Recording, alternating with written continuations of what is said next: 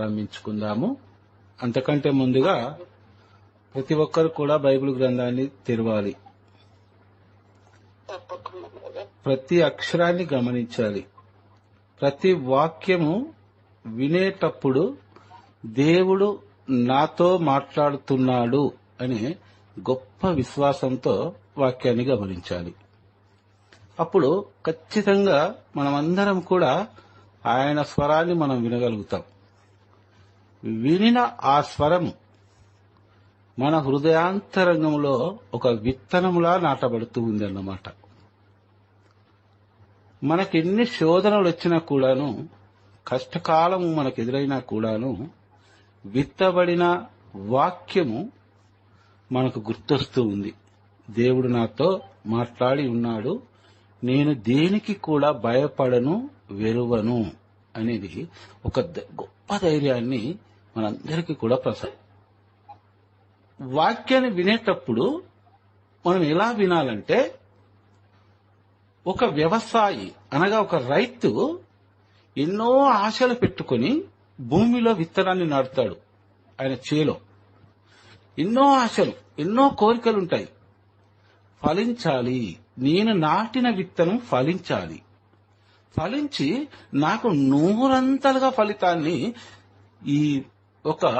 ఈ విత్తనం ద్వారా దేవుడు నాకు ప్రసాదించాలి అనే గొప్ప సంకల్పంతో, గొప్ప పట్టుదలతో విత్తనాన్ని భూమిలో విత్తడం జరుగుతూ ఉంది. ప్రతి రైతు కూడాను. మన ఈ వాక్యాన్ని ఆలకించే వారిలో ఎక్కువ శాతం మంది రైతు కుటుంబాల నుంచి వచ్చిన వారే అని నేను అనుకుంటాను. కాబట్టి మనము వాక్యాన్ని వినేటప్పుడు కూడా మన హృదయము ఒక సారవంతమైన నేలలా భావించుకోవాలి. భావించుకున్నప్పుడు దేవుడు మాట్లాడే ప్రతి మాట కూడా ఒక విత్తనములా మనం భావించుకోవాలి. అది మన హృదయాంతరంగంలో నాటబడాలి అనేది మనం ఎప్పుడైతే నిన్న మనసుతో దైవ వాక్కును ఆలకించి విశ్వసించగలుగుతామో, దేవుని కృపా వరాలు మనందరిపైన కూడా దండిగా ఉంటాయని ఆయన మనకు ఎన్నో మారులు బైబిల్ గ్రంథంలో వాగ్దానాల ద్వారా తెలియపరిచినట్లుగా మనం చదువుకుంటూ ఉన్నాము లేదా వింటూ ఉన్నాము. వాక్య ధ్యానాంశానికి వెళ్దాము. దయచేసి అందరూ కూడా చాలా జాగ్రత్తగా ఆలకించాలి. దేవుడు ఈ మాటలు నాతో మాట్లాడుతున్నాడు ఈ సమయంలో అని గొప్ప సంకల్పంతో ఆలకించాలని మిమ్మల్ని అందరినీ కూడా నేను కోరుకుంటూ ఉన్నాను. యెషయా గ్రంథము 49వ అధ్యాయము 15వ వచనం వరకు మాత్రమే, అంటే ఓన్లీ 15వ వచనమే చదవండి. యెషయా గ్రంథము 49వ అధ్యాయము 15వ వచనము. తన పసిగందును మరచిపోవునా, తన ప్రేమను పుట్టిన బిడ్డ మీద జాలి చూపకుండునా, ఆమె తన శిశువును మరచినను నేను మాత్రం నిన్ను మరువను. ఓకే, ఈ వాక్యాన్ని మరొకరు చదవండి. వేరేవారు ఎవరైనా సరే మరొకరు. స్త్రీ తన పసికందును మర్చిపోవునా, తన ప్రేమను పుట్టిన బిడ్డ మీద జాలి చూపకుండునా, ఆమె తన శిశువును మరచినను నేను మాత్రము నిన్ను మరువను. చాలమ్మా, ఈ వాక్యాన్ని మనం చాలా సార్లు చదివి ఉంటాం, కొన్ని 100 సార్లు చదివి ఉంటాం. లేదా సువార్తికులు సువార్తను బోధిస్తూ ఉన్నప్పుడు, ఈ వాక్యాన్ని వివరిస్తూ ఉన్నప్పుడు మనం చాలా సార్లు కూడా ఆలకించి ఉంటాం. యెషయా ప్రవక్త ద్వారా దేవుడు వ్రాయిస్తున్న మాటలన్నమాట ఇవి. ఈ ప్రపంచంలో స్వచ్ఛమైన ప్రేమ ఎచట ఉండును అని మనం చూసినట్లయితే క్షణమాత్రము కూడా ఆలోచించకుండా చెప్పే సమాధానం ఏంటి అంటే, తల్లి ప్రేమ, అమ్మ ప్రేమ. అమ్మ ప్రేమ కంటే ఈ సృష్టిలో మరి ఏ ప్రేమ కూడా అంత నిష్కలంకమైన ప్రేమ లేదు. తల్లి ప్రేమలో ఎలాంటి స్వార్థం ఉండదు. తల్లి ప్రేమ అనేది స్వచ్ఛమైన ప్రేమ అని మానవులమైన మనందరికీ కూడా తెలుసు. దేవుడు ఈ వాక్యం ద్వారా మనతో ఏం మాట్లాడుతున్నాడంటే, ఒకసారి నేను చదువుతాను, ఆలకించండి. స్త్రీ తన గర్భమున పుట్టిన పసికందును మరచిపోవునా? ఇది మనల్ని దేవుడు అడుగుతున్న ప్రశ్న. రెండవదిగా, తన ప్రేమన పుట్టిన బిడ్డ మీద జాలి చూపకుండునా? ఆమె తన శిశువును మరచినను నేను మాత్రము నిన్ను మరువను. చూడండి, మనం తల్లి ప్రేమ గురించి ఎంతో గొప్పగా చెప్పుకుంటాం. తల్లి ప్రేమను వర్ణించడానికి మానవ మేధాశక్తి సరిపోదంట ప్రియ దైవ బిడ్డ. ఎందుకంటే అంత ఉన్నతమైనది, అంత పవిత్రమైనది, అంత స్వచ్ఛమైనది అమ్మ ప్రేమ. ఆ అమ్మ ప్రేమతో తన ప్రేమను పోల్చుకుంటున్నాడు మన దేవుడు. మన దేవుడు తన ప్రేమను పోల్చుకుంటూ ఏమంటున్నాడంటే, నీ తల్లి మరచినను నేను నిన్ను మరవను అంటున్నాడు. అమ్మాయి, మన తల్లి మనల్ని మర్చిపోతూ ఉందా? ఒకసారి చెప్పండి. మరచిపోదు. కానీ దేవుడు ఎందుకంటున్నాడు, ఒకవేళ నీ తల్లి నిన్ను మరచినను నేను నిన్ను మరవను అంటే, ఈ మాటకు అర్థం ఏంటి అంటే, నా ప్రేమ, మీపై గల నేను చూపించు ప్రేమ నీ తల్లి ప్రేమ కంటే ఇంకా ఉన్నతమైన ప్రేమ అంటున్నాడు మన దేవుడు. మనం కొన్ని సంవత్సరాలు వెనుకకు వెళ్ళినట్టయితే, నాటి కాలంలో, ఈ రోజుల్లో చూసుకున్నట్లయితే ఆపరేషన్ ద్వారా చాలా ఈజీ అవుతుంది డెలివరీ. కానీ ఆ రోజుల్లో పరిస్థితి, కొన్ని సంవత్సరాల క్రితం మనం వెనక్కి వెళ్ళినట్లయితే, తల్లి గొప్పతనాన్ని వర్ణిస్తున్నాడు ఇక్కడ దేవుడు. నీ తల్లి మరిచినా నేను మరవననే మాటకు తల్లిని తక్కువ చేసి మాట్లాడతలేడు ఇక్కడ. మన వాక్యాన్ని బాగా గమనించాలి. ఎందుకంటే తల్లిని ఉన్నత శిఖరం మీద నిలబెడుతూ ఉన్నాడు. ఎలా అంటే, కొన్ని రోజుల క్రితం, కొన్ని సంవత్సరాల క్రితం, అంటే ఒక 20 లేదా 30 సంవత్సరాలు మనం వెనక్కెళ్లి చూసుకున్నట్లయితే, ఒక శిశువునకు తల్లి జన్మనివ్వాలంటే ఆ తల్లి పడు పురిటి నొప్పులు వర్ణాతీతం. ఇప్పటి వరకు కూడా ఆ తల్లి పడే పురిటి నొప్పులు ఆ తల్లికి మాత్రమే తెలియను. ఏ కవికి గాని, ఏ జ్ఞానికి గాని వర్ణించ సఖ్యము కాని, కవికి గాని జ్ఞానికి గాని వారి జ్ఞానానికి కూడా అందనంత అధికమైన నొప్పులు స్త్రీ పడు పురిటి నొప్పులు. ప్రియదైవ బిడ్డలారా, చాలా మంది గర్భవతులు జన్మనివ్వలేక తన బిడ్డకు మరణించిన సందర్భాలు ఎన్నో ఉన్నాయి నాటి కాలంలో. స్త్రీని ఎందుకు అంత ఉన్నత స్థానం మీద నిలబెడుతూ ఉన్నాడు? అమ్మ ప్రేమను ఎందుకు తన ప్రేమతో పోల్చుకుంటున్నాడంటే, చూడండి, ఈ వాక్యాన్ని మీరు బాగా అర్థం చేసుకోండి. ఒక శిశువునకు స్త్రీ జన్మనివ్వాలి అంటే ఆ పురిటి నొప్పుల బాధ వేదనతో జన్మనివ్వటం ముందు ఆ స్త్రీ ఆ నొప్పులు భరించలేక స్పృహ కోల్పోయి మరణించిన ఒక వ్యక్తిలా మారిపోతుంది.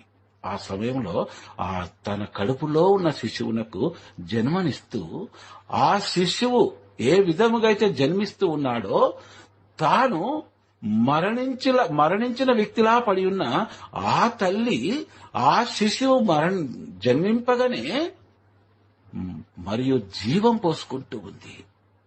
అంటే ఒక శిశువునకు జన్మనివ్వాలంటే మరణకరమైన బాధను అనుభవించాలి స్త్రీ. అందుకే అంటున్నాడు దేవుడు, నీ తల్లి నిన్ను మరవదు. నీ తల్లి ప్రేమ చాలా స్వచ్ఛమైన ప్రేమ. అయినను నీ తల్లి మరచినా నేను నిన్ను మరవను. ఎంత గొప్ప వాగ్దానం అంటే ఇది. మనం అందరం కూడా ఈ వాక్యాన్ని బాగా అర్థం చేసుకుంటే చాలా గొప్పమైన వాగ్దానాన్ని చేస్తూ ఉన్నాడు దేవుడు ఇక్కడ. అమ్మ, అర్థమవుతుంది ఆ వాక్యం మీకు?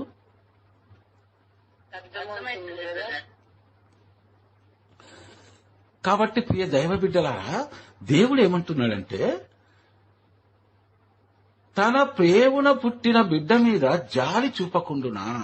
జాలి అంటే కరుణ, దయ, ప్రేమ. ఇవన్నీ చూపించగా తన పేగు తెంచుకొని పుట్టిన బిడ్డ మీద చూపిస్తూ ఉంది. ఆమె తన శిశువును మరచినను నేను మాత్రము నిన్ను మరవను. ఒక్క మాటలో మనం అర్థం చేసుకోవాలంటే దేవుని వాక్కును నిన్ను నా కంటి పాప వలె చూసుకుంటూ ఉన్నాను. ఎందుకంటే నిన్ను నేను సృజించాను కాబట్టి, నిన్ను నేను సృష్టించాను కాబట్టి నా కంటి పాప వలె చూసుకుంటూ ఉన్నాను. నా కనురెప్ప వాల్చకుండా నిన్ను కాపాడుతూ ఉన్నాను అంటున్నాడు దేవుడు. చాలా అమూల్యమైన మాటలన్నమాట ఇవి. అందుకే మనము ఈ వాక్యాలను కేవలం చదువుకుంటూ వెళ్లిపోవడం మాత్రమే కాదు, నేను బైబిల్ గ్రంథాన్ని పూర్తిగా చదివాను అని చెప్పుకోవడం కాదు ప్రియ దైవ బిడ్డ. నేను ముందుగా చెప్పినట్లు వాక్యాన్ని, బైబిల్ గ్రంథము తెలిసే వాక్యాన్ని మనం ఎప్పుడైతే చదువుతామో సాగు చేయబడిన సారవంతమైన నీళ్ళలా మన హృదయాన్ని సిద్ధపరచుకొని బైబిల్ గ్రంథాన్ని చదవాలి. అప్పుడు దేవుని వాక్కు మన హృదయాంతరంగంలో నాటబడుతుంది. దేవుని స్వరాన్ని స్వయముగా వినగలుగుతాము. చూడండి అమ్మా, 16వ వచనము మాత్రమే చదవండి. నేను నీ పేరు నా అరచేతుల మీద వ్రాసుకొంటిని, నీ ప్రాకారములు నిత్యము నా కన్నుల ఎదుట నిలిచి ఉన్నవి.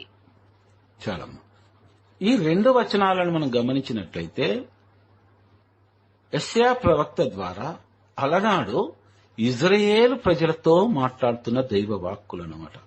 ఒక ఇజ్రాయేల్ దేశాన్ని గురించి మాట్లాడుతూ ఉన్నాడు.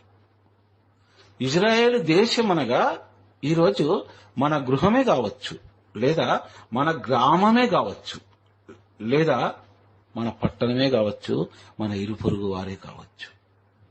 ఈరోజు ఈ వాక్యాన్ని మనం అన్వయించుకోగలగాలి. దేవుడు ఈ వాక్యాన్ని ఆలకిస్తున్న మిమ్ములను ఏమని అనుకోమంటున్నాడంటే, నేను నీ పేరు నా అరచేతుల మీద వ్రాసుకొంటిని. ప్రియ దైవబిడ్డ, ఈ వాక్యాన్ని నువ్వు వింటున్నావు కదా, నీకు నీవుగా ఎవరికి వారుగా ఈ వాక్యాన్ని దేవుడు నాతోటే మాట్లాడుతూ ఉన్నాడు. ఈ వాక్యం ద్వారా దేవుడు ఏమని మాట్లాడుతూ ఉన్నాడు నాతో అంటే, నేను నీ పేరు నా అరచేతుల మీద వ్రాసుకొని ఉన్నాను. ఈరోజు ప్రతి ఒక్కరితో పేరు పెట్టి మరీ పిలుస్తూ, నా బిడ్డ నీ పేరు నీకు ఇదిగో నా అరచేతుల పైన వ్రాసుకొని ఉన్నాను. స్తోత్రం ప్రభు. నీ ప్రాకారములు నిత్యము నా కన్నుల ఎదుట నిలిచి ఉన్నవి. నీ ప్రాకారములంటే నీవు ఈ లోకములో ఏ సంకల్పముతో అయితే జీవిస్తూ ఉన్నావో, నీ యొక్క గోల్ ఏంటో అవన్నీ మనకుంటాయి కదా మానవుల పరముగా, అవన్నిటిని కూడా నేను కాపాడుతూ ఉన్నాను. ప్రాకారం అనగా రక్షణ గోడలు అని అర్థం. మనం జీవించే జీవితానికి ఒక గోల్ ఉంటుంది. మనం ఈ విధంగా జీవించాలి, మన భవిష్యత్తు ఇలా ఉంటుంది, మనం ఇలా ఉంటే, ఈ పనులు చేస్తే మనం ఈ విధంగా జీవించగలుగుతాము అనేది మనకి ఏదో ఒక దాన్ని ఏమంటారు, ఒక ఒక ప్లాన్ ఉంటుంది కదా. అదంతా కూడా నీవు అనుకుంటున్నది అంతా కూడా దానికి నేను రక్షణ గోడగా ఉంటున్నాను. నీ పేరును నా అరిచేతుల మీద రాసుకోవడమే కాదు, నీవు జీవించే జీవితానికి నేను రక్షణ గోడనై ఉన్నాను అంటున్నాడు దేవుడు. చాలా గొప్ప మాటలమ్మా ఇవి, చాలా గొప్ప మాటలు. చూడండమ్మా, గమనించండి. యెషయా గ్రంథము 46వ అధ్యాయం 4వ వచనమే చదవండి. యెషయా గ్రంథము 46వ అధ్యాయము 4వ వచనము. మీరు వృద్ధులకు వరకు నేను మీకు దేవుడను, మీ తల నలిసిన దాకా నేను మిమ్ము మోయిదును. నేను మిమ్ము సృజించితిని, మిమ్ము బరితును, మిమ్ము మోయిదును, రక్షించును. చూడండి, దేవుడు ఎప్పటి వరకు నీ తల్లి మరచినను నేను మరవనని మనతో మాట్లాడుతూ ఉన్నాడు. ఈ వాక్యాన్ని మనం చూసినట్లయితే మనకు అర్థమవుతుంది. మన జీవితకాల అంతము వరకు ఈ శరీరాన్ని మనము మన ప్రాణము వీడి వెళ్ళునంత వరకు మూడు చేయండి. మీరు వృద్ధులకు వరకు, ఎప్పటి వరకు చూస్తా అంటున్నాడు మనల్ని? మనము వృద్ధులకు వరకు. మనకు చేసిన వాగ్దానం ఏంటి? నేను నీ పేరు నా అరచేతుల మీద చెక్కుకొంటిని. ఎప్పటి వరకు చెక్కుకొని ఉన్నాడు? మనము వృద్ధులకు వరకు, మన తల నెలిసిన వరకు నేను మేము మోయుదును. మోయుదును అంటే భరించెదను. మీ ప్రతి బాధను నా బాధగా భరించెదను. మీ కష్టాన్ని, ప్రతి కష్టాన్ని నా కష్టముగా భరించెదను. మీ సంతోషములో సంతోషించెదను, మీ దుఃఖములో దుఃఖించెదను. ఎప్పటి వరకు? మన జీవిత అంతము వరకు. వాక్యాన్ని గమనించండమ్మా, చాలా క్లియర్ గా మాట్లాడుతూ ఉన్నాడు. ఈ రోజు మన దేవుడు మనందరితో కూడాను. నేను మిమ్ము సృజించి తిని. ఎందుకు మీ మీద నాకు అంత ప్రేమ అంటే, నేను మిమ్ము రూపొందించాను, నేను మిమ్ములను సృష్టించాను గనక. నేను మిమ్ము మోయిదును, మిమ్ములను నేను భరిస్తాను. మన కుటుంబాలలో చూసినట్లయితే చాలా వరకు కొన్ని గొడవలు జరుగుతూ ఉంటాయి. ఇంకా ఎన్ని రోజులు నేను భరించాలి నిన్ను? నీ పీడ ఎప్పుడు విరగడవుతూ ఉంది? నీ వల్ల నాకు నరకం కనబడుతూ ఉంది అని మన కుటుంబాలలో కొన్ని సమస్యలను బట్టి కొన్ని ఇలాంటి గొడవలు జరుగుతూ ఉంటాయి. ఏమా జరగవంటారా? జరుగుతాయా, జరగవా? కానీ దేవుడేమంటున్నాడు ఇక్కడ? నీ తల నెరియు వరకు నేను నిన్ను మోయిదును, నిన్ను భరిస్తాను. నిన్ను ఎంతమంది చీదరించుకున్నా కూడా, నిన్ను ఎంతమంది అవమానపరిచినా కూడాను, నిన్నెంతమంది అవహేళన చేసినా కూడాను, నేను నిన్ను నా హృదయానికి అతుక్కుంటాను అంటున్నాడు మన దేవుడు. అమ్మ, ఈ మాటలు ఈరోజు మనతో మాట్లాడుతూ ఉన్నాడు. రక్షింతును, ప్రభువునకు సాటి అయిన దైవము లేడు. నాకంటే మీకు సాటి అయిన మరొక దైవం ఉన్నాడా? మిమ్ములను ఇంతగా ప్రేమించే మరొక దేవుడున్నాడా అని మనల్ని ప్రశ్నిస్తూ ఉన్నాడు. 5వ వచనం చదవమ్మా. మీరు నన్నెవరితో పోల్చు? నాకు సాటి వాడెవడు? నాకు తుల్యుడెవడు? నా వంటి వాడెవడు? దేవుడు ఇక్కడ మనల్ని 4 ప్రశ్నలు అడుగుతూ ఉన్నాడు. మొట్టమొదటిది, మీరు నన్నెవ్వరితో పోల్చెదరు? ఈరోజు ఈ మాట ఎందుకు మనం దేవుని నోటి ద్వారా వింటున్నామంటే, ఈ లోకంలో జీవిస్తున్న మనము కొన్నిటి కంపేర్ చేస్తూ ఉంటాం. విలువ కలది, విలువ లేనిది. కొన్నిటిని డబ్బు పరంగా మనం కంపేర్ చేస్తాము. కొన్నిటినేమో ఒక వ్యక్తి చెప్పు మాటల ద్వారా మనము విలువ లేనిది, విలువ కలదిగా మనం చూస్తూ ఉంటాము, వాటిని అనుసరిస్తూ ఉంటాము. ఇక్కడ దేవుడు మనతో మాట్లాడుతూ ఉన్నాడు. ఈ సృష్టి చేసినదంతయు కూడా నేనే. ఇదంతా కూడా నా ఆధీనంలో ఉంది. కానీ నాకంటే అధికముగా మీరు దేనిని ఈరోజు ప్రేమిస్తూ ఉన్నారు, దేనిని నాతో పాటు పోలుస్తూ ఉన్నారు అనే దానికి అర్థం మాట్లాడుతూ ఉన్నాడు దేవుడు. మీరు నన్నెవ్వరితో పోల్చెదరు? ఈ ప్రపంచంలో మనం చూసుకున్నట్లయితే ఎన్నో వేల రకాల మతాలున్నాయి. కోట్లాను కోట్ల దేవీ దేవతలు ఉన్నారు, చాలా ఉన్నాయి.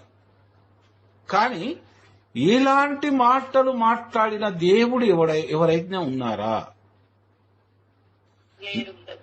నీ తల్లి మరచినను నేను మరువను, నీ తల వెంట్రుకలు నెరిగే వరకు, అనగా నీ జీవితాంతం వరకు నిన్ను నేను భరించెదను, అనగా నిన్ను మోస్తాను, నేను నిన్ను సృష్టించాను అని పలికిన దేవుడు దేవత. కాని వేల గ్రంథాలు, లక్షల గ్రంథాలు ఉండొచ్చు ఈ ప్రపంచంలో. కానీ ఈ పలుకులు పలికిన దేవుళ్ళు కాని దేవతలు కాని ఎవరైనా ఉన్నారా అని ప్రశ్నిస్తున్నాడు దేవుడు. ఏమా ఉన్నారా? లేరు బ్రదర్. రెండవ క్వశ్చన్ ఏంటంటే, నాకు సాటి వాడెవడు? మీరు పోల్చి చూడండి, అన్ని మత గ్రంథాలు చూడండి, అన్ని దేవీ దేవతలను పోల్చి చూడండి. మంచి మంచి జ్ఞానులు ఉన్నారు వారిలో కూడా. వారందరినీ కూడా అడిగి చూడండి, నాకు సాటి ఎవడో మీకు తెలుస్తూ ఉంది అంటున్నాడు దేవుడు. నాకు తుల్యుడెవడు? చూడమ్మా, చాలా నాకు సరి సమానుడెవడు? నా వంటి వాడెవడు? ఇవన్నీ కూడా ఈ రోజు మనల్ని అడుగుతూ ఉన్నాడు దేవుడు. కాబట్టి మన తల్లి మరిచినను, మన అమ్మ ఒక్క సందర్భంలో మరుస్తూ ఉంది. అంటే అది కొడుకు పైన ప్రేమ లేక కాదు, కానీ అది మానవ సహజంగా మరవడం జరుగుతుంది. ఒక సందర్భం చెప్పగలరు తల్లులు చాలా మంది ఉన్నారు ఈ వాక్యాన్ని ఆలకించడంలో. ఒకే సందర్భంలో మరుస్తూ ఉంది, ప్రతిరోజు మరుస్తూ ఉంది పసికందుగా ఉన్నప్పుడు. చెప్పగలరా? నిద్రించినప్పుడు. కరెక్ట్, ఎగ్జాక్ట్ గా చెప్పారు మీరు. కానీ దేవుడు ఏమంటున్నాడంటే, నా కనురెప్ప నేను వాల్చను. అంటే ఇక్కడ మన దేవుని ప్రేమను మనం అర్థం చేసుకోవచ్చు. అనునిత్యము కూడా, ప్రతిరోజు కూడా, ప్రతి క్షణము కూడాను ఆయన దృష్టి మన వైపునే ఉంది. అర్థమవుతుందా అమ్మా మీకు వాక్యాలు? అర్థమవుతుంది బ్రదర్. చూడండి అమ్మా, ఇంతగా ప్రేమించిన దేవుడు, ఇంతగా ప్రేమించిన మన దేవుడు మనకుండగా, మనకి ఈ వాక్యాన్ని ఆలకిస్తున్న కొందరిలో ఒక పెద్ద క్వశ్చన్ రావచ్చు.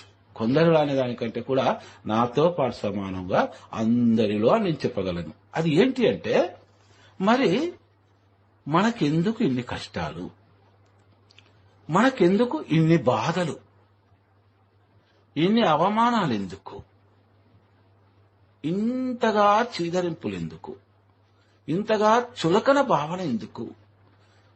నా తల్లి మరిచినా నేను మరవను, నేను నా కంటి పాపవోలే చూసుకుంటానని వాగ్దానం చేసిన నా దేవుడు ఇవన్నీ నేను భరిస్తున్నాను కదా, మరి ఇవన్నీ నా బాధలు, వ్యాధులు, కష్టాలు, ఇబ్బందులు ఇవన్నీ అతనికి కనబడడం లేదా?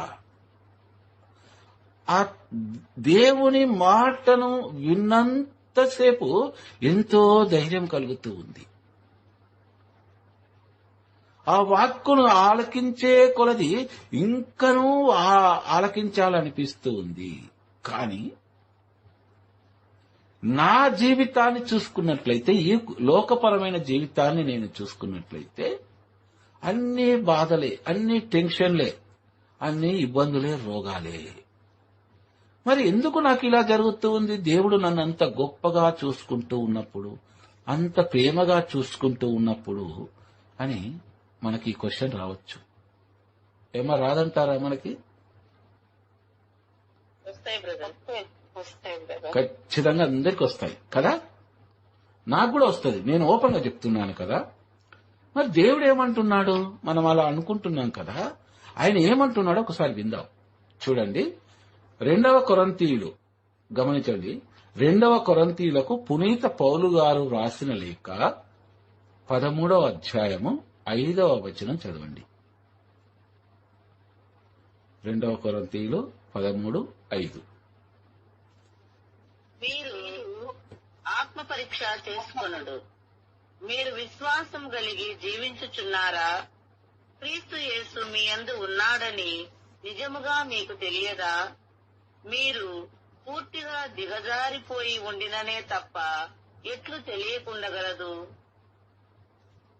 ఏమంటున్నాడు ఇక్కడ దేవుడు? ఇప్పటి వరకు నేను మిమ్మల్ని కంటికి రెప్పవోలే చూసుకుంటున్నానని విన్నారు కదా నా మాటలు నేను తెలియచేయగా. ఇప్పుడు మనల్ని ఏమని ప్రశ్నిస్తున్నానంటే, దేవుని మనం ప్రశ్నిస్తున్నాం కదా, మరి నాకెందుకు నువ్వు నన్ను కంటికి రెప్పవోలే చూసుకుంటున్నావు కదా ప్రభువా, నాకు ఎన్ని కష్టాలు ఎందుకు అని మనం ప్రశ్నించామనుకోండి, ఈ సమయంలో దేవుడు మనల్ని ప్రశ్నిస్తూ ఉన్నాడు. అదేంటో విందాం. నేను చదువుతాను, చూడండి అమ్మా. మీరు ఆత్మ పరీక్ష చేసుకొనుడు. ఎవరిని పరీక్షించమంటున్నాడమ్మా? మనల్ని. మన ఆత్మకి ఒక ఎగ్జామ్ పెట్టమంటున్నాడు, ఒక పరీక్ష పెట్టమంటున్నాడు. అది ఏంటి అనగా, మీరు విశ్వాసము కలిగి జీవించుచున్నారా? ఎంత ఆవేశంతో మనం దేవుని ప్రశ్నించామో, నా మీద నీకు ప్రభువా, నా తల్లి కంటే ఎక్కువ అధికమైన ప్రేమ ఉందని ఇప్పటిదాకా నువ్వు నాతో మాట్లాడి ఉన్నావు కదా, మరి నా కష్టాలు ఎందుకు వచ్చాయని నిన్ను ప్రశ్నించినప్పుడు ప్రభు మనల్ని అడుగుతున్న మాట ఏంటంటే, మీరు ఆత్మ పరీక్ష చేసుకున్నాడు. పరిశీలన కాదు, పరీక్ష. పరీక్ష ఎప్పుడు రాస్తారమ్మా? ఎవరైనా టీచర్స్ ఉంటే చెప్పొచ్చు. స్టూడెంట్స్ పరీక్షలు ఎప్పుడు రాస్తారు? ఇయర్ ఎండింగ్ బాగా ప్రిపేర్ అవుతారు. ఏంటి? ఆ పరీక్ష పాస్ అవ్వడానికి. అంతే కదా? స్టూడెంట్స్ అందరూ బాగా ప్రిపేర్ అవుతారు. ప్రిపేర్ అవ్వి మంచి మార్కులు తెచ్చుకోవాలని అహర్నిశలు కష్టపడతారు. తర్వాత పరీక్ష రాస్తారు. ఇది మనందరికీ తెలుసు, చాలా బాగా తెలిసిన విషయం. దేవుడు ఏమంటున్నాడంటే, ఇక్కడ నన్ను ఇంతగా నీవు క్వశ్చన్స్ వేశావు కదా, నీవే నా దేవుడవైతే నీకంటే గొప్ప దేవుడు లేడని ఇప్పటిదాకా నాతో మాట్లాడి ఉన్నావు కదా నీవు.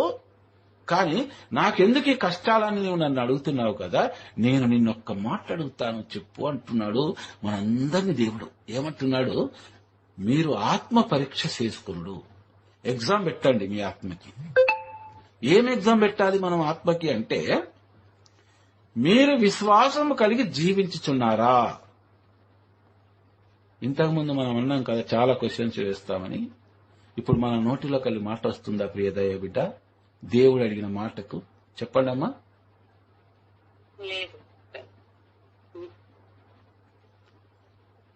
వాక్యం అర్థమవుతుంది కదా మీకు? ఆయన నీ తల్లి మర్చినా నేను మరువను, నా కంటికి రెప్పవలె చూసుకుంటానని ప్రమాణం చేసిన, వాగ్దానం చేసిన దేవుణ్ణి మనం నిందిస్తున్నామే. అంతగా నన్ను ప్రేమించిన నా దేవా, నేను ఇంతగా ఎందుకు కష్టపడాలి అని. కానీ దేవుడు అంటున్నాడు, నీ ఆత్మకు పరీక్ష పెట్టు. అది ఏం పరీక్ష అంటే, విశ్వాసము కలిగి జీవించుచున్నానా నేను? ఇది ఎవ్వరికి వారు వేసుకోవచ్చిన ప్రశ్న దేవ బిడ్డ. ఈ నా సొంత మాటలు కావమ్మా, దేవుని వాక్కుని మీకు తెలియచేస్తూ ఉన్నాను.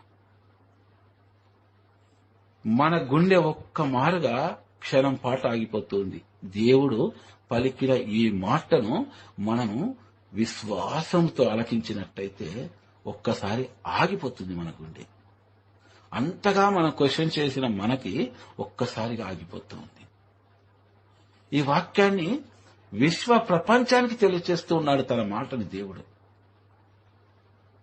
మన దాకా వస్తే మనకు తెలుస్తూ ఉందంట నొప్పి ఏంటో.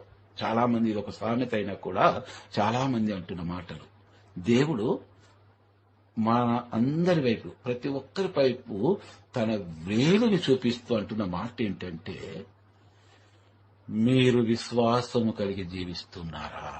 అంటే ఇక్కడ విశ్వాసం అంటే ఏంటి అంటే, తను ఎన్నో వాగ్దానాలు చేయడమే కాదు, మీకు అది చేస్తాను ఇది చేస్తానని. తను ఎన్నో ఆజ్ఞలు కూడా ఇచ్చి ఉన్నాడు. వాగ్దానాలతో పాటు ఆజ్ఞలు కూడా ఇచ్చి ఉన్నాడు. ఆజ్ఞలను మీరు పాటిస్తున్నారా అని అడుగుతున్నాడు అన్నమాట. నేను చేసిన వాగ్దానాన్ని మీరు గుర్తుపెట్టుకొని నన్ను అడుగుతున్నారే, కానీ నేను చేసిన, మీకు ఇచ్చిన ఆజ్ఞలు మీరు ఎంతవరకు పాటిస్తూ ఉన్నారు? ఆ మాటకు ఈ వాక్యం అన్నమాట ప్రియ దైవ బిడ్డ. ఏమంటున్నాడు? మీరు విశ్వాసము కలిగి జీవించుచున్నారా? ఒక 100 మందిని ప్రశ్నించాడు అనుకోండి దేవుడు, ధైర్యంతో, గుండె ధైర్యంతో ప్రభువా నేను జీవిస్తున్నానని చెప్పే మానవులు ఎంతమంది? 100 మందిలో ఏమ్మా ఎంతమంది ఉంటారు? ఒక్కరు కూడా ఉన్నారు బ్రదర్. ఒక్కరు కూడా ఉండరు. మరి దేవుణ్ణి నీవు నాకు వాగ్దానం చేశావు కదా, ఆ వాగ్దానాన్ని నెరవేర్చు అనే అధికారం మనకుంటుందా? ఏమా ఉంటుందా? లేదు బ్రదర్. ఉండదు బ్రదర్. ఒకటి మనం గుర్తుపెట్టుకోవాలి, దేవుడు నాకు ఈ వాగ్దానం చేశాడు అని మనం దేవుణ్ణి ప్రశ్నించే ముందు దేవుడు మనకు కొన్ని ఆజ్ఞలు ఇచ్చి ఉన్నాడని కూడా మనం గుర్తుంచుకోవాలి. మరి ఆజ్ఞలు మనకు గుర్తుండాలి అంటే, మనకు గుర్తుకు రావాలి అంటే, మనకు ఆ ఆజ్ఞలు తెలియాలి అంటే మనం ఏం చేయాలి? దేవుని స్వరాన్ని వినాలి. దేవుని స్వరాన్ని వినడము అంటే ఏంటి? దైవ వాక్కును ఆలకించాలి. దైవ వాక్కును ఆలకించాలంటే ఏంటి? పరిశుద్ధమైన బైబిల్ గ్రంథాన్ని ప్రతిరోజు చదవాలి. అంతే కదమ్మా? అవును కదా? అవును బ్రదర్. అవును బ్రదర్. మనకి ఎప్పుడు అర్థమవుతుందంటే దేవుని మనం ఏమైనా దూషిస్తామంట. ఏమని? నువ్వు అది చేస్తానని వాగ్దానం చేశావు, ఇది చేస్తానని వాగ్దానం చేశావు, నా కంటికి రెప్ప వలె చూసుకుంటానని వాగ్దానం చేశావు, నీ తల్లి మరిచినా నేను మరవనని వాగ్దానం చేశావని దేవుడు చేసిన వాగ్దానాలన్నీ మళ్ళీ దేవుడికే మనం తెలియచేస్తూ విమర్శిస్తూ ఉన్నామంట. అప్పుడు దేవుడు ఏమంటున్నాడంటే, క్రీస్తు యేసు మీ యందు ఉన్నాడని మీకు నిజముగా తెలియదా? చాలా గొప్ప మాట ఇది. నిజంగా క్రైస్తవ బిడ్డలమని చెప్పుకుంటున్న మనలో క్రీస్తు ఉన్నాడని మనకు తెలియదా? తెలియదా? తెలుసా? తెలుసు బ్రదర్. తెలుసు. తెలిసినప్పుడు మనం విశ్వాసం కలిగి ఎలా జీవించడం లేదు? అంటే పేరుకు మాత్రమే క్రైస్తవులమా? నువ్వు పేరుకు మాత్రమే క్రైస్తవుడు అని చెప్పుకుంటున్నావా అని అడుగుతున్నాడు దేవుడు ఈ వాక్యం ద్వారా. చాలా విమర్శాత్మకమైన దేవుని మాటలున్నాయి.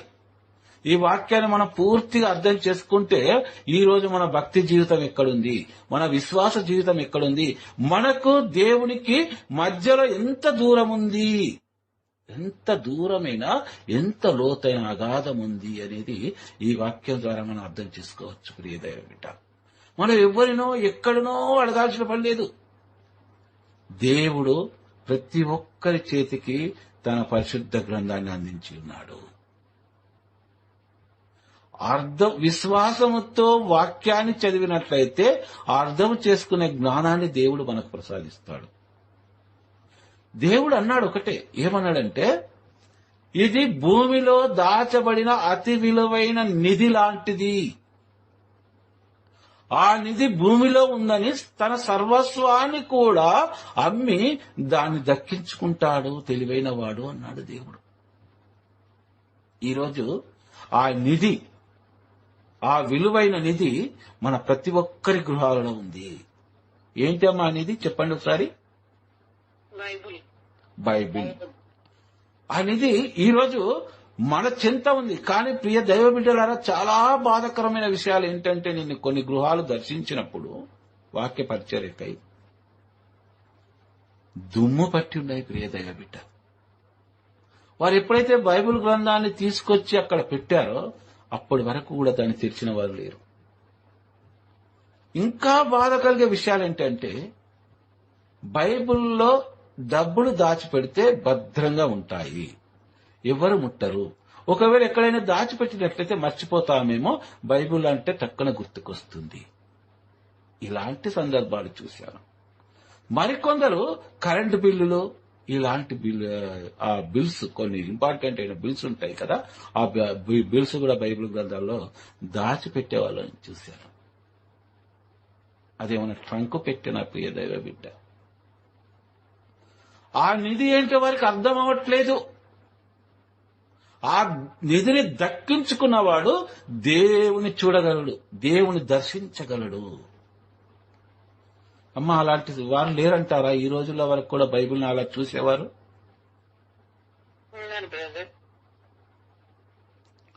వారు చూసినప్పుడు నాకు చాలా బాధేస్తూ ఉంది. ఎందుకు అలా? వారు దేవునికి ఎంతగానో దూరంగా ఉన్నారే. వారు దేవుని ఎప్పుడు అర్థం చేసుకుంటారు, ఆయన వాక్కును ఎప్పుడు ఆలకించి వాక్కు చిత్త ప్రకారంగా జీవించగలుగుతారని చాలా బాధ అనిపిస్తుంది ప్రియ దైవ బిడ్డ. వాళ్ళకి ఎప్పుడు తెలిసి వస్తుందంటే ఈ వాక్యంలో చక్కగా తెలియచేస్తూ ఉన్నాడు దేవుడు. అలాంటి వారికి మీరు పూర్తిగా దిగజారిపోయి ఉండిననే తప్ప ఎట్లు తెలియకుండాను. మీకు ఎప్పుడు తెలిసి వస్తుందంటే మీరు పూర్తిగా దిగజారిపోతారు. దిగజారిపోవడం అంటే ఒక ఊబి గుంటలో పడిన వ్యక్తి ప్రాణాపాయం కొరకు సహాయం చేయండి, హెల్ప్ హెల్ప్ అని ఎలా ప్రాణాభయంతో అరుస్తూ ఉంటాడో ఆ స్థితికి మీరు దిగజారిపోయినప్పుడు మీకు గుర్తుకొస్తుంది అంటున్నాడు దేవుడు. 1 కొరింథీయులు 15వ అధ్యాయము 19 వచనం చదవండి. 1 కొరింథీయులు 15వ అధ్యాయము 19వ వచనము. క్రీస్తునందలి మన నిరీక్షణ ఈ జీవితము కొరకే అయినచో ప్రపంచములో అందరికంటేనూ మనము అత్యంత దయానీయులము. క్రీస్తునందలి మన నిరీక్షణ ఈ జీవితము కొరకే అయినచో ప్రపంచములో అందరికంటేనూ మనం అత్యంత దయనీయులము. ఎందుకు చెప్తూ ఉన్నాడు పునీత పౌలు గారు కొరింథీ సంఘానికి అనగా, మానవుడు అనబడు ప్రతి ఒక్కరికి కూడా 2 రకాలు ఉంటాయంట కష్టాలు. 2 రకాల కష్టాలుంటాయి. మొదటిది ప్రభు మాట్లాడుతున్నట్టుగా ఈ వాక్యంలో క్రీస్తునందలి మన నిరీక్షణ ఈ జీవితము కొరకే అయినచో అంటే ఏంటి? ఈ మాటకు అర్థం అంటే అనుదినము మనం చేసే ప్రార్థనలు, మనం చేసే దాన ధర్మాలు, మనం చేసే మంచి కార్యాలు, ఇవన్నీ కూడాను ఈ జీవితంలో మనం అభివృద్ధి చెందుటకు దేవుని కృప ఈ జీవిత కాలంలో మనం జీవించి ఉన్న అన్ని రోజులు కూడా ఎలాంటి ఇబ్బందులు కలగకుండా చూసుకున్నటకు, అనారోగ్య సమస్యలు రాకుండా ఉండుటకు, ఆర్థిక సమస్యల భారం మన పైన లేకుండా ఉండుటకును, అన్ని మంచి చేసుకొనుటకు మనం ఈ జీవితము కొరకే దేవుణ్ణి మనం ప్రార్థిస్తున్నామంట. ఈ జీవితము కొరకే ఇవన్నీ చేస్తూ ఉన్నాము. మంచి ఉద్యోగం కావాలనో, లేదా వ్యాపారం చాలా బాగా లాభసాటిగా జరగాలనో, ఇలాంటివన్నీ కూడా. మరి ఇలాంటివన్నీ మనం కోరుకోకూడదా దేవుణ్ణి అంటే ప్రతిదీ కూడా కోరుకోవచ్చు. దేవుడు తన మాట ద్వారా మనకు తెలియచేస్తూ ఉంది ఏంటి అంటే, విశ్వాసముతో మీరు నన్ను ఏది అడిగినను అది మీకు నేను ప్రసాదిస్తాను అన్నాడు దేవుడు. గొప్ప వాగ్దానం అది. కాబట్టి మనలో విశ్వాసం లేదా అంటే ఉన్నది కాబట్టి మనం ప్రార్థన చేస్తున్నాము కాబట్టి దేవుడు మనం అడిగిన కోరికలను తీరుస్తూ ఉన్నాడు. ఇది మనం ప్రతిరోజు కూడా చూస్తూ ఉన్నాం. ఎంతో మంది సాక్ష్యాలు చెప్పగా వింటూ ఉన్నాం. ప్రభు అంటున్నాడు, ఇది కృపాకాలము, మీ అందరి పాప పరిహారార్థమై మీ కొరకు నేను శిలువ బలి యాగం చేసి ఉన్నాను కాబట్టి విశ్వాసముతో మీరు ఏదైనా అడగండి, మీకు నేను ప్రసాదిస్తాను అన్నప్పుడు మనం ఏం చేస్తున్నామంటే దేవుడు ఇచ్చు అమూల్యమైన వరములను కేవలము ఏ జీవితము కొరకే వాడుకుంటున్నాము అంటున్నాడు దేవుడు. చాలా అర్థం ఉందమ్మా ఈ వాక్యంలో. నేనిచ్చు ప్రతి వరము నీవు పరలోక ప్రాప్తుడు అవుటకు అయినా సరే నీకు ఆ వరాన్ని ఇస్తాను, లేదా ఈ జీవిత కాలంలో నువ్వు సుఖశాంతులతో జీవించడం కోసమైనను, నీకు ఏదైనా వ్యాధి బాధలు వచ్చినప్పుడు వాటి నుండి స్వస్థ కావాలని ప్రార్థించినప్పుడు కూడా నీకు స్వస్థను ప్రసాదిస్తానంటున్నాడు దేవుడు. పునీత పౌలు గారు కొరింథీ సంఘం ద్వారా ఈరోజు మనకు తెలియచేస్తుంది ఏంటి అంటే, మీ ప్రార్థనలన్నీ కూడా, మీ విశ్వాస జీవితం అంతా కూడా కేవలం ఈ లోక జీవితం వరకే ఆగిపోతూ ఉందా అని అడుగుతూ ఉన్నాడన్నమాట. ఈ వాక్యానికి అర్థం ఇదే. పోతే 2 రకాల కష్టాలని మనం చెప్పుకున్నాం కదా. మొదటి రకము ఈ లోక సంబంధమైనది, అత్యాశకు పోవడం. ఉదాహరణకు మన పొరుగువారి ఇంటిలో ఒక క్రొత్త కారు ఉందనుకోండి, వారు కొనుక్కున్నారనుకోండి, అలాంటిది మనకు కావాలని మనం ఆశపడడం, లేదా మన కుమారుని కంటే మన ఎదురింటి వారిలో ఉన్న కుమారునికి సాలరీ ఎక్కువ అనుకోండి, అంత సాలరీ నా కుమారునికి ఉంటే బాగుండేది అని అనుకోవడం. ఇలాంటి చిన్న చిన్న అన్ని కూడాను. లేదా మనిషిలో ఒక ఈర్ష్య, ద్వేషం, ఇవన్నీ కూడా ఉంటాయి. మనకు ఎదురింటి వారిలో ఉన్న కారు లాంటి కారు కొనగలే స్తోమత లేకపోయినా కూడాను అలాంటి కారు ఎలాగైనా కొనుక్కోవాలనే ఒక పట్టుదల భార్య నుండి మొదలు కావచ్చు, లేదా భర్త నుండి కూడా మొదలు కావచ్చు. ఏదేమైనా కూడా అలాంటిది పొందుకోవాలి. ఎందుకంటే వారికంటే మనం ఏమి తక్కువ. వారు పెద్ద బిల్డింగ్ కట్టుకున్నారు, మనం కూడా అలాంటి బిల్డింగ్ కట్టుకోవాలి.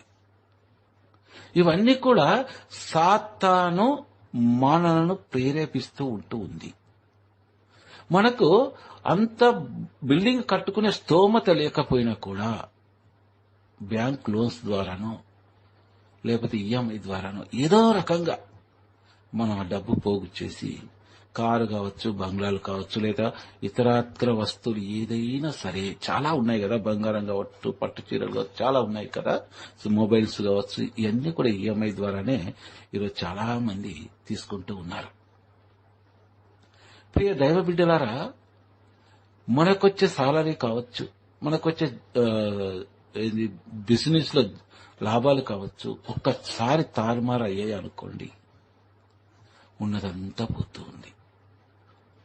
ఇలా చాలా జరుగుతూ ఉన్నాయి. ఇది మనకు మనముగా కొని తెచ్చుకుంటూ ఉన్నాము. ఇవన్నీ ఇబ్బందులే. ఆర్థిక సంక్షోభం రావచ్చు, మన కుటుంబంలో శాంతి సమాధానం లేకపోవచ్చు, చాలా ఉండొచ్చు. ఇది మొదటిది. ఇది మన చేతులారా మనం చేసుకుంటూ ఉంది. వాటి నుండి మనం బయటపడడానికి మన విశ్వాస జీవితాన్ని, దేవుడిచ్చిన ఆ వరం ఉంది చూడండి, విశ్వాసముతో నువ్వు ప్రార్థిస్తే నీకు ఏదైనా ప్రసాదిస్తానని, ఆ విశ్వాసముతో ప్రార్థించే ఆ వరాన్ని మనం వీటికి వాడుకుంటున్నారు చాలా మంది బిడ్డలు. అంతే కదమ్మా, నేను చెప్పేది కరెక్టేనా? చెప్పండి అమ్మా. ఇది మొదటి రకం. నేను ఎందుకు దీని గురించి ఇంకా ఎక్కువ వివరించకూడదు అనుకుంటున్నానంటే, అనునిత్యము మనం చూస్తూ ఉన్నది ఇదంతా కూడాను. వీటి గురించి మనం ఎన్నో ప్రార్థనలు చేస్తూ ఉన్నాం. దేవుడు మన ప్రార్థన ఆలకిస్తూ ఉన్నాడు. దేవుడు అదే అంటున్నాడు, ఒకసారి నీవు ఆత్మ పరీక్ష చేసుకో, నీ విశ్వాసము సరి అయినదేనా అని మనందరినీ కూడా ప్రశ్నిస్తూ ఉన్నాడు ప్రియదైవ బిడ్డ. ఇక రెండవ కష్టం ఏంటి అంటే, మనం సింపుల్ గా మనకు అర్థం అవ్వాలి అంటే, పవిత్ర గ్రంథాన్ని తెరిచి చూచినట్లయితే యోబు గురించి చదువుతాం మనం. సర్వ సంపదలు గలవాడు యోబు. కానీ ఈ సర్వ సంపదల కంటే కూడా దేవుడనిన భయభక్తులు దేవుడంటే భయభక్తులు కలిగినవాడు. ప్రతిరోజు కూడా ప్రార్థన చేసేవాడు, కుటుంబ సమేతంగా బలులు అర్పించేవాడు. దేవుడికి ఎంతో ఇష్టమైన వాడు యోబు. కానీ మనందరికీ తెలిసిన విధముగా యోబుకి ఎన్ని కష్టాలు వస్తాయో మనందరికీ తెలుసు. అది ఒక సాతాను వల్ల. సాతాను పరీక్షిస్తూ ఉంది, ఇతడు నిజమైన భక్తుడా?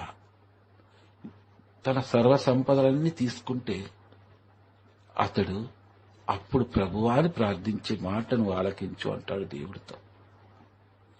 ప్రియ దైవబిడ్డలారా, ఒక సందర్భంలో తన భార్య, యోబు యొక్క భార్య అంటూ ఉంది, నీవు ఇంతగా దేవుని నమ్మి విశ్వసిస్తున్నావు, పెంట దిబ్బ పైన కూర్చుని చిల్ల పెంకులతో ఆ పుండ్లను నువ్వు గీరుకుంటూ ఉన్నావు, సీము కారుతూ ఉంది, ఇంత దీన స్థితికి నువ్వు దిగజారిపోయావే. ఒకసారి నీ పూర్వ చరిత్రను గుర్తు తెచ్చుకో, నువ్వెంత ధనవంతుడివో, దేవుని దూషించి మరణించు అన్నది. ప్రియ దైవ బిడ్డ, ఇది సాతాను పలికిస్తున్న మాటలే. అప్పుడు యోబు గొప్ప మాట పలకగలిగాడు. ఆ మాటను ఇప్పుడు మనము కూడా పలకాలి ప్రియ దైవ బిడ్డ. అదేంటంటే, ఇచ్చినవాడు ఆయననే, తీసుకున్నవాడు ఆయననే. నేను నా తల్లి గర్భం నుండి దిగంబరిగా జన్మించాను. నేను మరణించిన తరువాత కూడా దిగంబరిగానే వెళుతాను అన్నాడు. చాలా గొప్ప మాట. కానీ దేవుడిపై విశ్వాసము ఏమాత్రం ఇస్మంతే కూడా అతనికి తగ్గలేదు ప్రియ దైవ బిడ్డ. ఇది రెండవ రకం. మనం చూస్తూ ఉన్నాము నేటి రోజుల్లో. చాలా భక్తి విశ్వాసముతో, లేదా వాళ్ళ ఆఫీసులలో ఎలాంటి లంచాలు తీసుకొని వారు, లేదా వారి వ్యాపారాలు లాస్ ఉన్నా కూడా, నష్టాల్లో ఉన్నా కూడాను దేవుని మరవని విశ్వాసులు ఈ లోకంలో చాలా మంది ఉన్నారు. లేదా అవన్నీ వారి నుండి వెళ్లిపోగానే విశ్వాస జీవితాన్ని పడిపోయిన వారు కూడా ఉన్నారు. ఒకటే మనం గమనించాలి, నేను ఎంతో గొప్పగా బ్రతికినా కూడా, నాకు ఎన్నో పేరు ప్రతిష్టలున్నా కూడా, ఈరోజు నా వెంట అవి ఏమీ లేవే. ఈరోజు దేవుడు నా వెంట ఉన్నాడు. యోబు వెంట దేవుడు ఎలా అయితే ఉన్నాడో నా వెంట కూడా దేవాది దేవుడు ఉన్నాడు అంటే అని నువ్వు ఎప్పుడైతే మనం విశ్వసించగలుగుతామో ప్రియ సోదరి సోదరుడా, యోబులా నిన్ను చూసుకుంటాడు దేవుడు. యోబు చరిత్రను ఒకసారి మనం గుర్తు తెచ్చుకోవాలి. విశ్వాసికి ఎప్పుడైతే కష్టం వస్తూ ఉందో మనం యోబుని బేరీజ్ చేసుకోవాలి. ఏ విధంగా అంటే, యోబుకొచ్చినన్ని కష్టాలు నాకు రావట్లేదు కదా, యోబుకొచ్చిన అవమానాలు నాకు రావట్లేదు కదా, యోబులా నేను పెంట కుప్ప పైన కూర్చుని చిల్ల పెంకులతో పుండ్లను గీరుకోవడం లేదు కదా అంటే, అంత దీన స్థితిలో కూడా యోబు మరవలేదు. ఈరోజు నేనెందుకు మరవాలి? ఆ రోజు యోబుతో తోడుగా ఉన్న దేవుడు నా ఈ కష్ట సమయాల్లో నాకు కూడా తోడుగా ఉన్నాడని నేను విశ్వసిస్తాను అనే దృఢ సంకల్పముతో జీవించే విశ్వాసులు కూడా ఉన్నారు ప్రియ దైవ బిడ్డ. అమ్మ, అర్థమవుతుందా మీకు వాక్యము?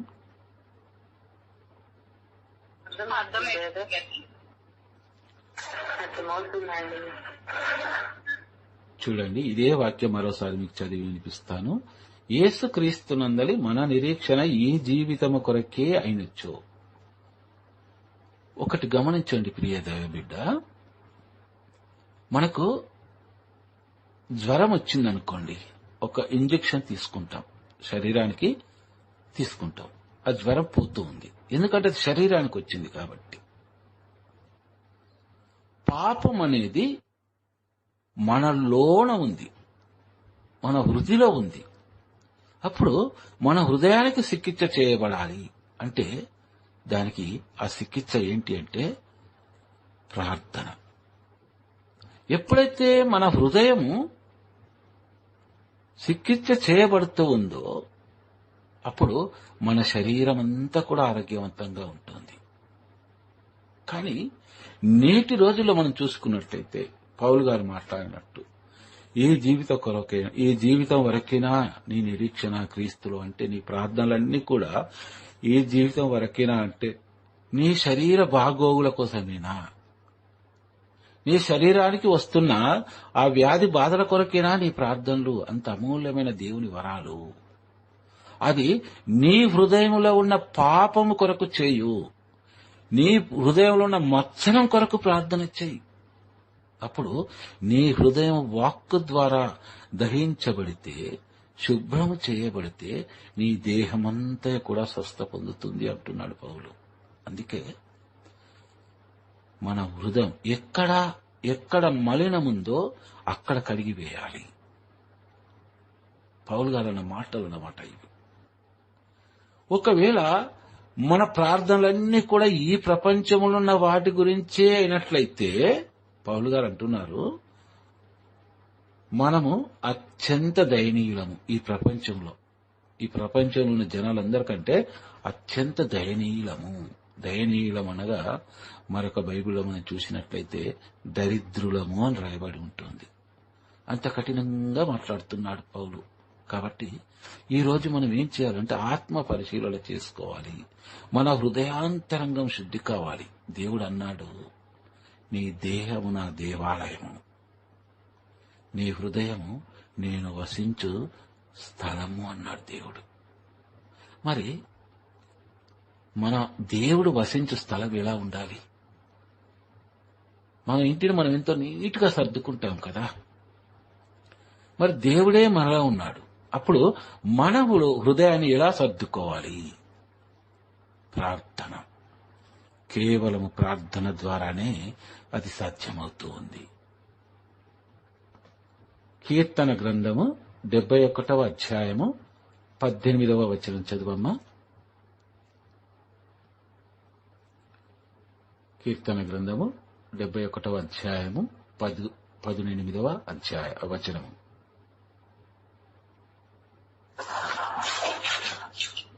దేవా, ఇప్పుడు నేను తల నరిసిన ముదుసలనై ఉండగా నీవు నన్ను విడనాడవలదు. నేను భావితరముల వారికి నీ శక్తిని నీ బలమును తెలియజేయుటకు గాను నీవు నన్ను జీవించి ఉన్ననేమో. చాలమ్మా.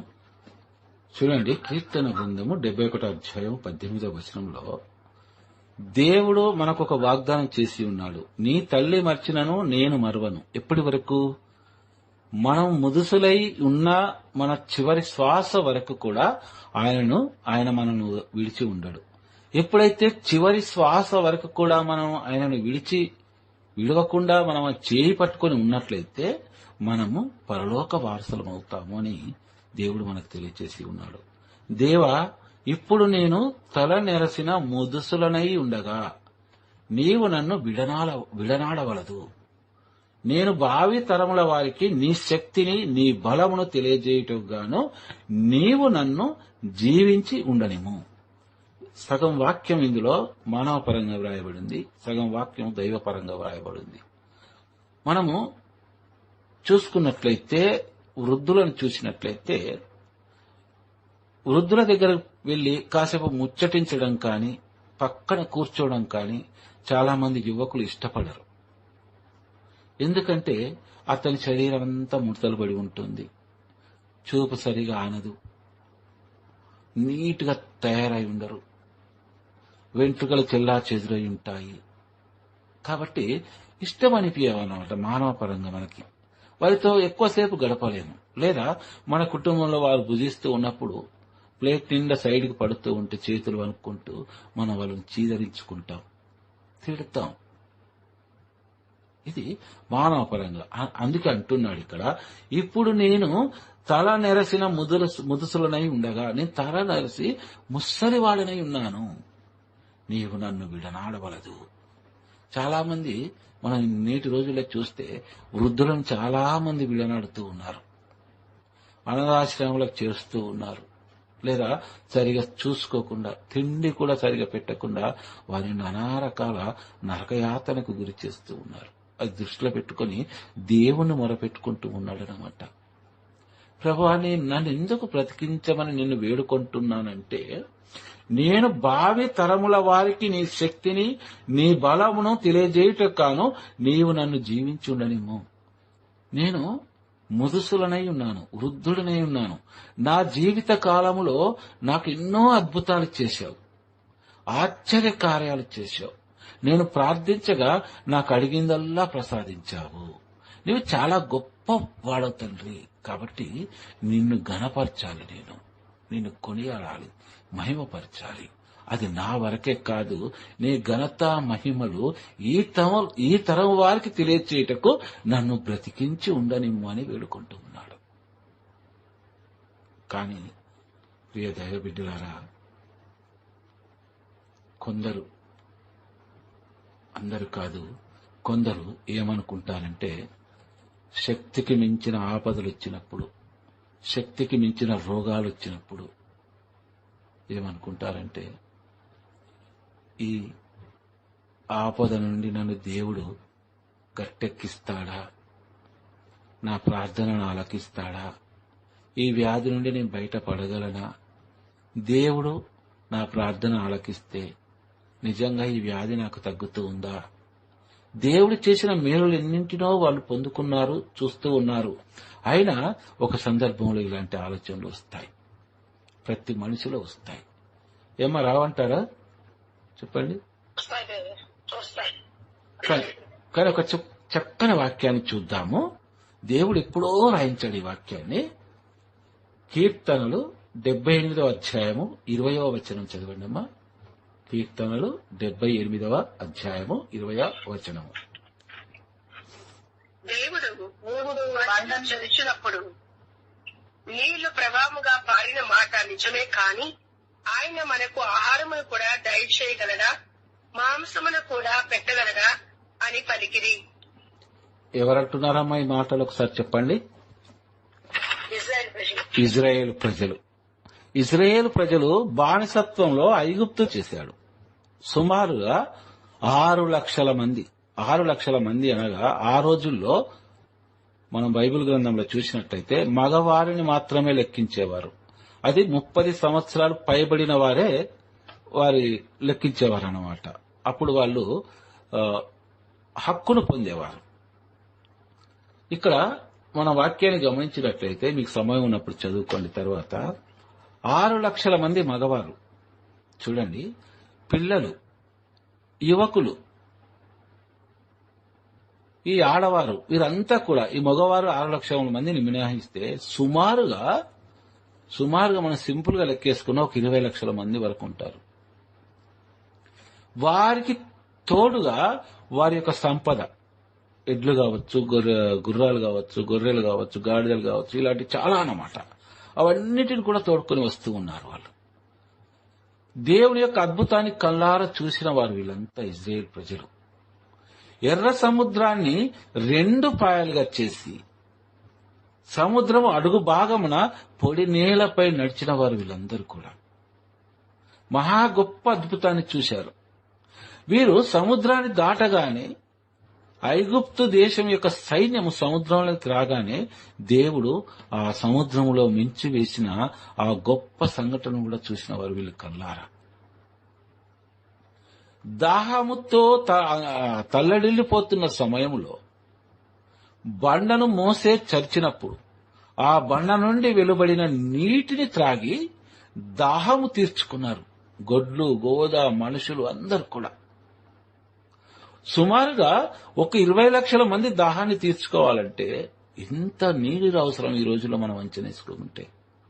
వారు ఏమంటున్నారు చూడండి, వారు ఎంతగా దిగజారిపోయారు విశ్వాసంలో. ఈ రోజుల్లో కొందరున్నారు, ఇది దేవుని వల్ల అవుతోందా, దేవుని వల్ల అవుతుందా ఇది అని దేవుని ప్రశ్నించే వాళ్ళు చాలా మంది ఉన్నారు. ఎప్పుడు ప్రార్థన అంటూ బైబిల్ పట్టుకొని తిరుగుతావు, ఎప్పుడు ప్రార్థన అంటూ ఆలయంలోకి వెళ్లి ప్రార్థన చేస్తావు, ఏం తీరాయి నీ కష్టాలు అని ప్రశ్నించేవారు కూడా ఈ రోజుల్లో లేకపోలేరు. ఆ రోజు ఇజ్రాయేల్ ప్రజలు ఏమంటున్నారో వినండి. దేవుడు బండను చరిచినప్పుడు నీళ్లు ప్రవాహముగా పారిన మాట నిజమే, కాని అనేది క్వశ్చన్ మార్క్. అవును, మనం అందరం కూడా తాగాం, నిజమే అది. కాని ఆయనకు ఆహారము కూడా దయచేయగలడా? ఆయన మనకు ఆహారము కూడా దయచేయగలడా? అంటే వారు ఎందుకు ఈ మాట మాట్లాడుతూ ఉన్నారంటే, ఆ సంఖ్యను చూస్తూ ఉన్నారు, జనసంఖ్యను చూస్తూ ఉన్నారు. ఒక 20 లక్షల జనాంగానికి ఒక్క పూట ఆహారం కావాలంటే ఈ రోజుల్లో ఎంత అవుతుంది? అది సాధ్యమేనా? అసలు దేవుడి వల్ల అవుతుందా? మనం కూడా మనకు శక్తికి మించిన కష్టాలు కావచ్చు, రోగాలు కావచ్చు వచ్చినప్పుడు మనము మన పరిధిని ఆలోచించి, మన కష్టం యొక్క తీవ్రతను ఆలోచించి, మన వ్యాధి బాధల యొక్క తీవ్రతను ఆలోచించి మనం తీసుకుంటాం ఇలాంటి నిర్ణయాలు. ఇలా మాట్లాడతాం అలనాడు ఇజ్రాయేల్ ప్రజలు మాట్లాడినట్టుగా.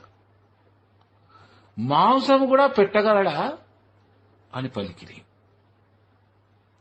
అమ్మ, అర్థమవుతుందా ఈ వాక్యం మీకు? ఈ రోజుల్లో ఇలా అనుకునేవారు లేరంటారా? ఉన్నారు, చాలా మంది ఉన్నారు. చూడండమ్మా, వాక్యాన్ని గమనించండి. కీర్తన 22:9 మన ప్రార్థన, మన విశ్వాసం, మన నమ్మకం ఎలా ఉండాలో ఈ వాక్యం ద్వారా మనం నేర్చుకోవచ్చు. చదవండి అమ్మా. కీర్తన 22:9-10 రెండు చదవండి. తల్లి కడుపు నుండి నన్ను సురక్షితముగా బయటికి కొనివచ్చినది నీవే. నేను మాతృస్తన్యము గోలి భద్రముగా మొననట్లు చేసినది నీవే. మాతృగర్భము నుండి వెలువడినప్పటి నుండి నేను నీ మీదనే ఆధారపడి తిని, నేను జన్మించినప్పటి నుండి నీవే నాకు దేవుడవు. చూడండమ్మా, ఈ విశ్వాసం మనలో రావాలి. మనకొచ్చే కష్టాలు, వ్యాధులు, బాధలు, ఇబ్బందులు, లేకపోతే పొరుగువారు చీటికి మాటికంటున్న మాటలను బట్టి మన విశ్వాసాన్ని ఎప్పుడు కూడా కోల్పోవద్దు. కీర్తనకారుడు మనకు తెలియచేస్తూ ఉన్నాడు, తల్లి కడుపు నుండి నన్ను సురక్షితముగా బయటకు కొని వచ్చినది నీవే. నాకు ఎలాంటి ప్రాణాపాయం లేకుండా నన్ను నా తల్లి గర్భం నుండి ఈ లోకంలోనికి తీసుకొచ్చినది నీవే. గొప్ప విశ్వాసం ఇది. నేను మాతృస్తన్యము గ్రోలి భద్రముగా మనునట్లు చేసినది నీవే. నా యోగక్షేమాలు నా తల్లి చూసుకుంటున్నాననుకున్నాను, కానీ ప్రభువా నాకు ఎలాంటి వ్యాధి బాధలు రాకుండా చూసుకుంది నీవే. నేను పసిబాలుడుగా ఉన్నప్పుడు, మాతృగర్భము నుండి వెలువడినప్పటి నుండి నేను నీ మీదనే ఆధారపడి తిని. వాక్యం ఆలకిస్తున్న మనం అందరం కూడా ఈ విశ్వాసము కలిగి ఉండాలి. ఈ విశ్వాసం మనలో ఎప్పుడైతే ఉంటుందో మనల్ని ఏ బాధ కూడా ఏం చేయలేదు. ఈ సైతాను శోధనలు సముద్ర తరంగముల వలె, అంటే అలల వలె ఒకదాని వెంట ఒకటి కష్టాలు మనకు వచ్చినా కూడా ఈ విశ్వాసం మనలో ఉన్నట్లయితే వాటన్నిటిని కూడా పటాపంచలం చేస్తే గొప్ప దేవుడు మనకున్నాడని మనం విశ్వసించాలి. మాతృగర్భం నుండి వెలువడినప్పటి నుండి నేను నీ మీదనే ఆధారపడి తిని. మనం పూర్తిగా దేవుని మీదనే ఆధారపడాలి. మనం చేసే ప్రతి కార్యాన్ని ఆయన పాదాలకు అప్పగించాలి. మనం చేసే ప్రతి ప్రయత్నము కూడా దేవుని ప్రయత్నముగా స్వీకరించాలి. నేను జన్మించినప్పటి నుండి నీవే నాకు దేవుడవు.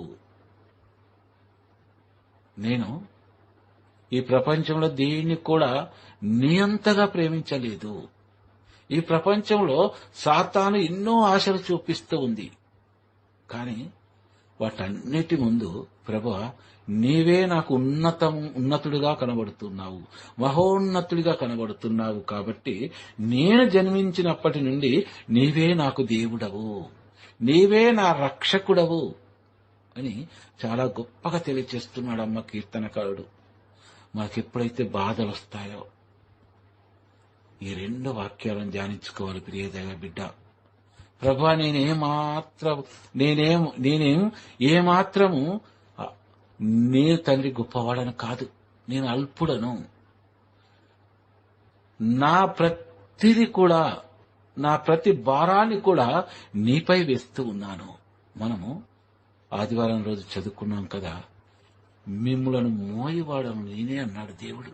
కాబట్టి ప్రభువా నీవు నాకు వాగ్దానం చేసి ఉన్నావు, నాకొచ్చే ప్రతి భారాన్ని నీ మీద వేస్తున్నాను తండ్రి. ఎందుకంటే నేను జన్మించినప్పటి నుండి నీవే నాకు దేవుడవు, నాకు మరొక దేవుడు లేడు, జీవము గలవాడవు నీవే అని మనం విశ్వసించగలగాలి ప్రియదైవ బిడ్డ. అర్థమవుతుంది అమ్మ వాక్యము ఇంత గొప్పగా చెప్తున్నాడు దేవుడు మనకి.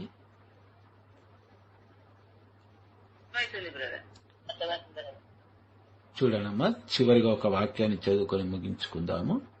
గలతీలకు వ్రాసిన లేఖ 2వ అధ్యాయము 20వ వచనము. గలతీలకు వ్రాసిన లేఖ 2వ అధ్యాయము 20వ వచనము.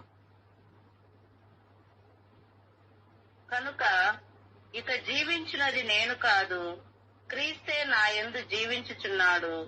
నన్ను ప్రేమించి నా కొరకై ప్రాణత్యాగం చేసిన దేవుని పుత్రుని అందరి విశ్వాసము చేతనే ఇప్పుడు నేను శరీరమందలి జీవితమును గడుపుచున్నాను. వాక్యం వింటున్న ప్రతి ఒక్కరము కూడా, మనమందరము కూడా ఈరోజు మనం ఒక దేవుడికి ఒక మాట ఇవ్వాలి. ఏంటి అంటే, ప్రభువా, ఇక జీవించున్నది నేను కాదు, ఎందుకంటే నీవు నా దేవుడవని నేను మనస్ఫూర్తిగా ఒప్పుకుంటున్నాను గనుక. క్రీస్తే నాయందు జీవించున్నాడు.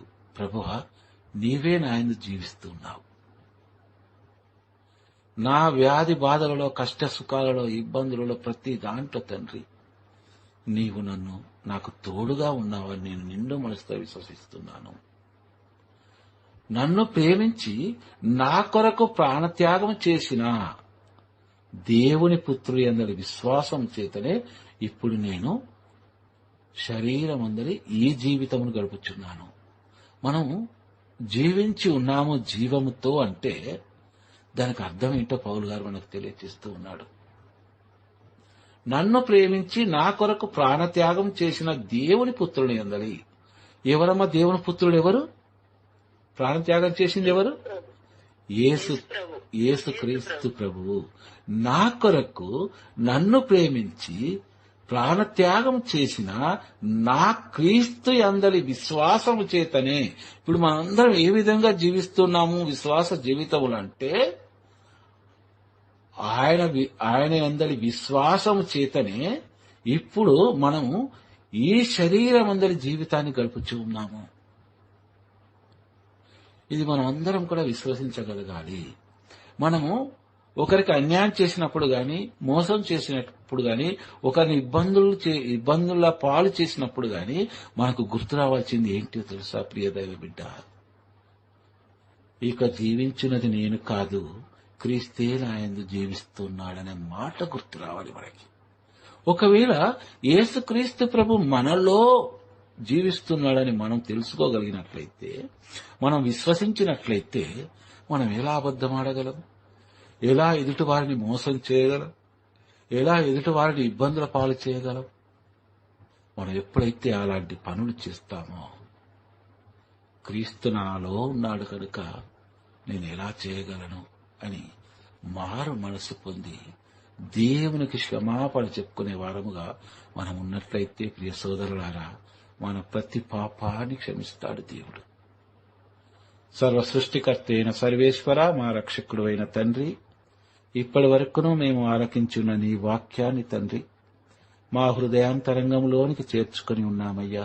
ప్రభువా, గడిచిన కాలంలో తండ్రి మేము చేసిన తప్పులను, తప్పిదములను, పాపములను, మోసములను అన్నింటినీ మా నుండి తీసివేయి తండ్రి. ప్రభువా, మేముగా నీ పాదాల చెంత అర్పణగాను, మా ప్రతి పాపాన్ని పాప పరిహార బలిగాను అర్పిస్తున్నాము తండ్రి. రక్షకుడా, మమ్ము అర్పణగా గైక్కొని మా ప్రతి పాపాన్ని పాప పరిహార బలిగా స్వీకరించి మాలో ఉన్న సకల దురాత్మలను తీసివేసి పవిత్రాత్మ శక్తితో మమ్ములను నింపి నీ వాక్కుచిత్త ప్రకారం జీవించు ధన్యతను మా అందరికీ ప్రసాదించుమని మా నాథుడైన యేసుక్రీస్తు పరిశుద్ధ నామంలో అడిగి వేడుకొనుచున్నాను తండ్రి. ఆమేన్. ఆమేన్. ఆమేన్.